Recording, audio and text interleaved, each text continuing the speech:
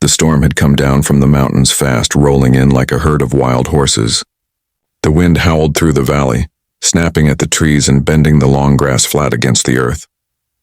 By the time Elias Carter got the gates shut and the cattle penned, the sky had split open with thunder, and sheets of rain blurred the whole world into silver and mud. He ran for the barn, boots pounding against the soaked earth, his oilskin coat dripping when he reached the doors. He shoved them open with a grunt and froze. Clara Monroe was already there. She stood near the horses, trying to calm them. Lightning flared behind her, outlining her in flashes of white fire. The storm had found her on the trail back from town, and she'd ridden like hell by the look of it. Her hat was gone, hair plastered to her face, blouse torn at the sleeve. Her horse, a nervous chestnut mare, stamped and snorted in fear. Elias stepped inside, dragging the doors shut behind him. The storm muffled to a dull roar, though the barn still shook with each rumble. For a long moment neither spoke. The air was heavy, thick with rain, horse sweat, and something else. "You should have stayed in town," he said finally, voice deep and rough. "I tried," she shot back, brushing a wet strand of hair from her cheek. "They said the bridge was going to wash out. I wasn't going to be trapped there." "You'd rather drown out here than spend one night in town?" Her eyes flashed in the lantern light. "You'd rather I didn't come back at all?" He exhaled through his nose. "Didn't say that." He grabbed the lantern from its hook, adjusted the wick, and set it on the workbench. The flickering lights stretched their shadows long across the hay-strewn floor. He turned to check the horses, and that's when he saw it. The blood. A dark stain spreading down her right sleeve. "You're hurt," he said. "It's nothing." She turned away, but the way she held her arm betrayed her. Elias stepped closer, boots crunching against the straw. "That's not nothing." "How deep?" "Just a scrape." He didn't buy it. He'd seen that kind of bleeding before, steady, slow, dangerous. "Let me see." "No." Her tone was sharp, defensive. Her chin lifted, eyes narrowing. She looked small against him, but she had steel in her, the kind of Steel City folks didn't think women from the East could have.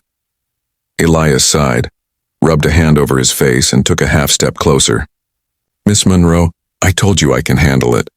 And I told you you're bleeding through your damn sleeve."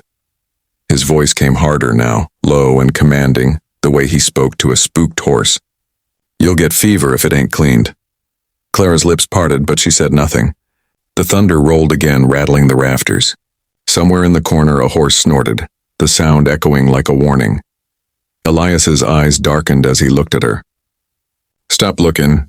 Take it off." Her breath caught. "Excuse me?" "The sleeve," he said gruffly. "You can't clean that through fabric. Take it off before I have to tear it."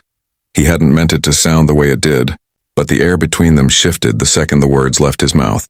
Sharp, electric. She stared at him, her eyes wide and uncertain, like she didn't know whether to slap him or run. But she didn't move. The rain pounded harder, and a leak started dripping from the roof near the stall. Elias didn't look away. His jaw was tight, his eyes locked on hers, waiting. Finally, she swallowed. Her fingers went to the buttons at her cuff. Slowly, she unfastened them, each one catching the lantern light. The fabric clung to her skin, wet and streaked with dirt. When she finally peeled the sleeve back, the wound came into view, an ugly gash from her wrist halfway to her elbow, red and raw. Elias's chest tightened. He stepped forward and reached for the flask hanging from a nail. "Sit," he said quietly, nodding toward a bale of hay. She hesitated but obeyed. The moment she sat, she winced, pressing her arm close. Elias crouched in front of her, close enough that he could feel the heat of her breath. He poured water over the wound, the dirt washing away in dark rivulets. She hissed, jerking slightly. "Hold still." "I am," she whispered, voice trembling. He reached for a rag from the bench, doused it with water, and cleaned the rest.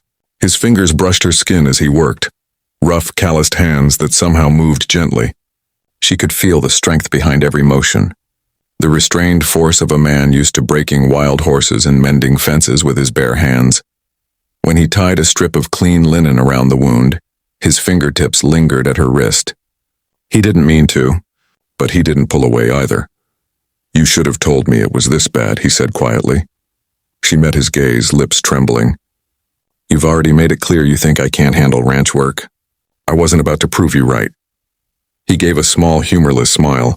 You got grit. I'll give you that. Lightning flashed. The barn lit in white for an instant. In that brief flare, Clara saw his face up close.